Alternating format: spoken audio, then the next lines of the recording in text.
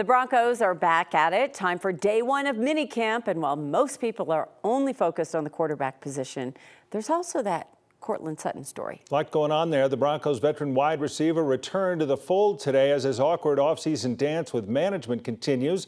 Our Broncos insider Mike Kliss knows a thing or two about awkward dancing. He joins us now to bring us up to date on Courtland, both on and off the field. Hi, Mike. You were there on the disco floor in the 70s with me, weren't you? Exactly. Yeah, Courtland, I was surprised how forthright he was about his contract situation. He was respectful and, didn't cross any lines or anything, but he let it be known he wasn't pleased. He calls it a stalemate where he and the team are at. The team really hasn't budged and from paying Courtland $13 million a year. So that's where they're at, but he showed up for mandatory minicamp. And he avoided $100,000 worth of fines by showing up. He didn't do much today. He is recovering from ankle surgery on top of everything else.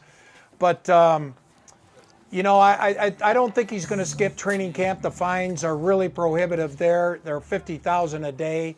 So I don't think he's going to do that if he came back to avoid the fines this time. But I'm not sure Courtland's going to be a happy camper as this season moves along. Yeah, it might go on for a little while. We'll keep an eye on Courtland Sutton throughout camp. Mike, it doesn't seem like Sean Payton, when he spoke today, was all that happy with what the so-called experts have been saying about his team and his quarterbacks. He fired back a little bit today. Yeah, he talked about, he was asked about all these prognostications that say the team's not going to be very good this year. And he said, if I listened to that, we wouldn't have drafted Bo Nix, because Bo Nix was not supposed to be taken as high as number 12 in the draft, and that's where the Broncos took him. But I tell you what, Sean Payton is very excited about Bo Nix.